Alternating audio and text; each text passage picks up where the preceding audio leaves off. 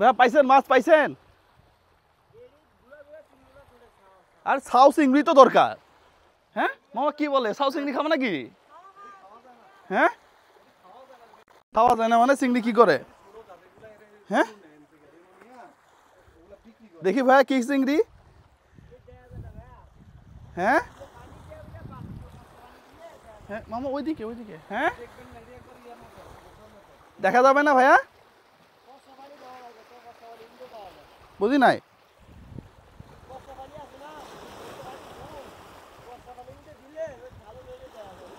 ও আচ্ছা, পরিষ্কার পানির মধ্যে দেখা যাবে, আর এই পানিতে দেখা যাবে না।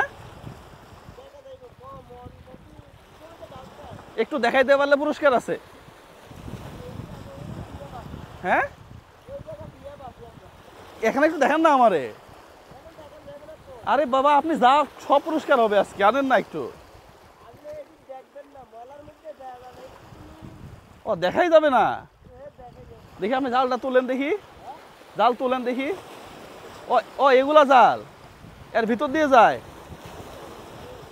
আচ্ছা আচ্ছা আচ্ছা। প্রিয় দর্শক, আমরা আছি হচ্ছে মেঘনা নদীতে। দেখতেছেন নদী কেমন উত্তাল, কারণ হচ্ছে এই মেঘনা নদীটা সমুদ্রের সাথে জয়েন করা আছে।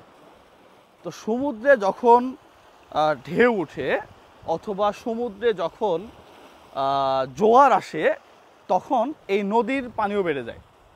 নদীর পানি বেড়ে যাওয়াতে এই মেঘনা নদীরও দেখেন সামুদ্রিক একটা ভাব কিন্তু আছে। নর্মালি আপনি পদ্মা, এরপরে যমুনা, আমাদের তো তিনটা নদী, পদ্মা মেঘনা যমুনা বড়। পদ্মা এবং যমুনাতে এই ধরনের ঢেউ আপনি টোটালি পাবেন না, কিন্তু মেঘনাতে দেখেন এই ঢেউটা আছে। পাশাপাশি এই মেঘনা নদী হচ্ছে ইলিশের জন্য বিখ্যাত। যত বড় বড় ইলিশ আমরা দেখি সব কিন্তু এই মেঘনা নদী থেকে যায়। তো এই মেঘনা নদীটা দেখেন, ওয়াও, নদী একটা প্রাকৃতিক সম্পদ। আমাদের দেশে তো নদী অনেক জায়গাতে ভরাট হয়ে যাচ্ছে, আবার এই নদী খোঁড়ার জন্য আমরা যে মালপাতিগুলো খরচ করি, 10 টাকা নিয়ে 2 টাকা খরচ করে 8 টাকা মেরে দিই, কারণ নদীর ভিতরে কতটুকু খনন হয়েছে দেখা যায় না। তো ওয়াও, হ্যাঁ কি প্রাকৃতিক দৃশ্য, এত সুন্দর জায়গা, সত্যি এত সুন্দর জায়গা, আমি অবাক পুরা। যাই হোক, ভালো লাগছে আমার এই জায়গাটা। এটা হচ্ছে ভোলাতে, আপনারা এসে ঘুরে যেতে পারেন। খালি কক্সবাজার লাবণী সমুদ্র সৈকতে ঘুরে আর কি, মানুষ আর মানুষ, কোথায় কি কাঁকড়া ভাজে আর গন্ধ, কাশি হয়। এখানে ও মুক্ত বাতাস।